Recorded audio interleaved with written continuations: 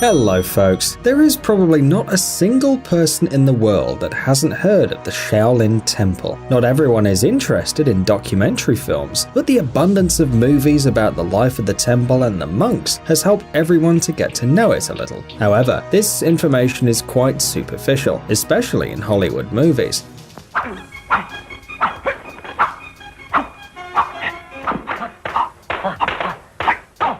Do you know why the Shaolin masters are so strong and invincible? What difficulties and adversities did they have to overcome in order to become real pros? Today we will tell you the detailed history of the monastery's formation and reveal the secrets of the monks. Let's get it on.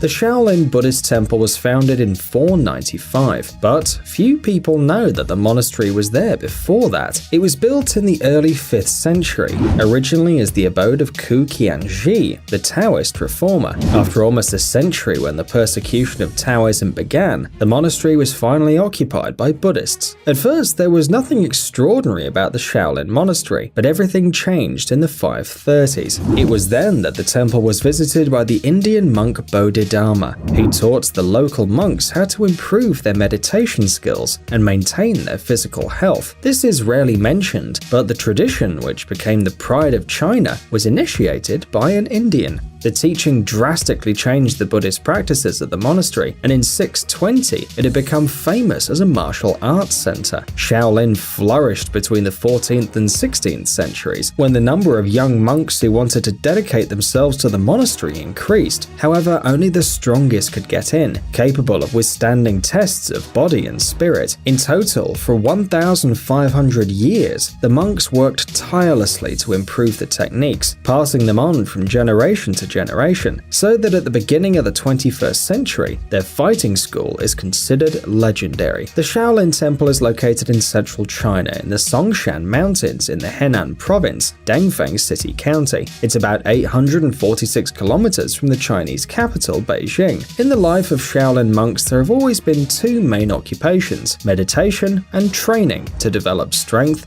agility, and endurance. It was believed that spiritual enlightenment is only achievable through strenuous daily training and numerous limitations. Therefore, the day-to-day life of the legendary temple seems wild and even impossible for common people. A normal day in Shaolin, as in other monasteries, begins early, at 5 in the morning. For the first 2 hours, the students practice meditation, and you can't imagine what happens to those who fall asleep by accident. The instructors watch the meditators closely, and each person who falls asleep is punished with a stick. Students then proceed to morning training in order to develop their flexibility. The leg split is only a small part of the result, which is achieved thanks to intense daily training. The final stage of the morning exercise is bathing in a mountain stream, as well as a massage with the use of special creams and herbs. This allows the body to recover faster and to support a greater physical load. The duration of morning training nowadays, as it was 1,000 years ago,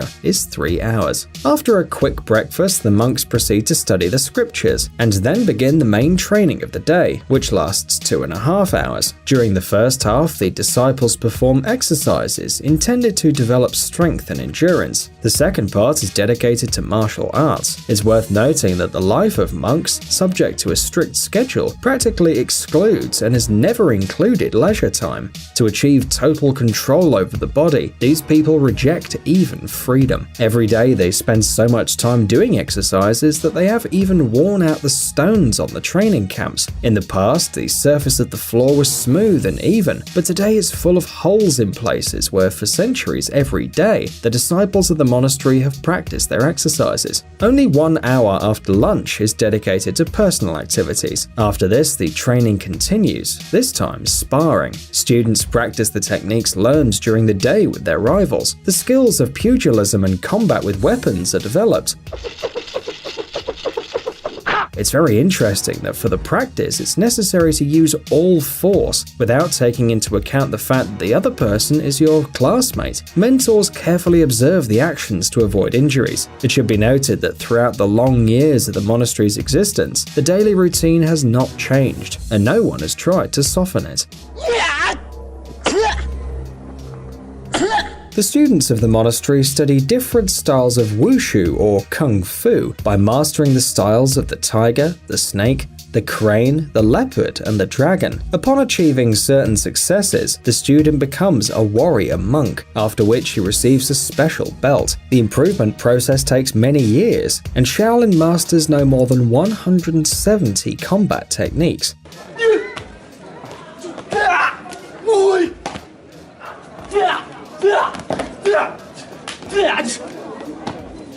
If you look at a monk from the Shaolin monastery, his appearance doesn't reveal the incredible strength and endurance that's hidden in their body. A person who trains every day should have an impressive muscle size, right? This is true, but not in the case of the Shaolin fighters. The reason why students don't increase in size from training are many. Partly it's about genetics. The Chinese in the majority are prone to slimness and gain weight slowly. Another reason is their diet, which is very strict for the case of the monks. Meat, fish, eggs, and other animal products containing large amounts of protein are prohibited. It's no secret that protein plays a key role in the formation and growth of muscles. It's also important that the Shaolin monks train every day without rest, so their muscles simply don't have time to recover and grow. Of course, after a while, the body adapts, but instead of developing muscles, the energy is spent on increasing the strength of the tendon. But who cares about muscle size if, thanks to his incredible skill, a Shaolin monk can easily beat any opponent, even the biggest bodybuilder? The monks claim that the true power is not in the huge muscles. A puffed up body is less agile and flexible, and large muscles interfere with the speed of movement. Then why have these muscles?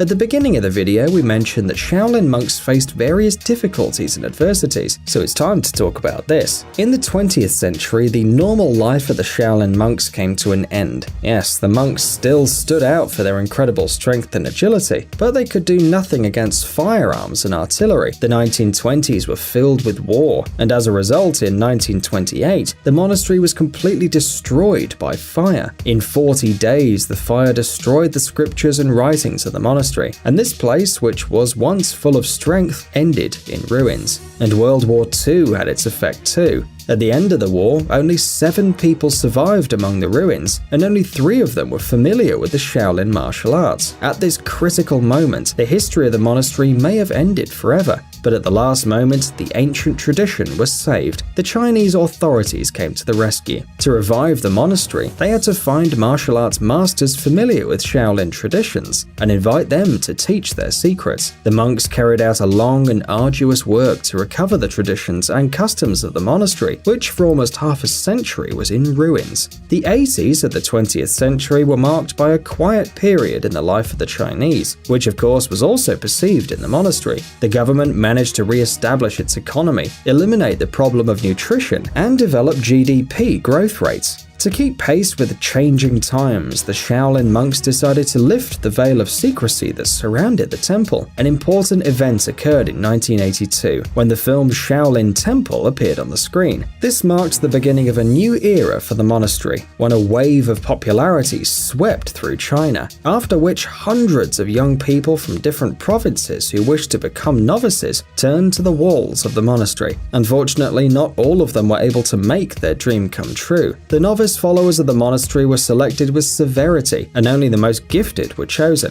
They who lived in the comfort of their homes were forced to compete with each other within the walls of the monastery to achieve their goal. Little by little, the fame of the monastery began to grow, and eventually spread far beyond the boundaries of the People's Republic of China. The abbot of the monastery, however, didn't want to stop there. He managed to adapt to the realities of the modern world, and with him, the monastery itself, together with many novices, also adapted. It is the central element in the plot of many documentaries and motion pictures. In many films it's mentioned, or else the main characters are somehow connected to the temple. Students who have lived in the monastery for many years travel the world to organize spectacular performances and demonstrate their abilities that seem almost impossible. The monastery's own territory also did not stay away from world fame. The rector decided that there was no need to keep the training process a secret. That is why every morning the doors of the temple are opened, and it becomes a tourist mecca, being one of the main attractions in China. To get to the temple, you must pay 100 Chinese yuan, which is about $15. After paying, visitors have access to the sacred relics of the temple, can look at everything and take pictures for their memories. For an additional cost, you can buy several souvenirs. Some of them are officially blessed. However, the most important attraction, which draws tourists from all over the world, is the inhabitants of the monastery. Many visitors have the opportunity to see the training of the beginner monks with their own eyes.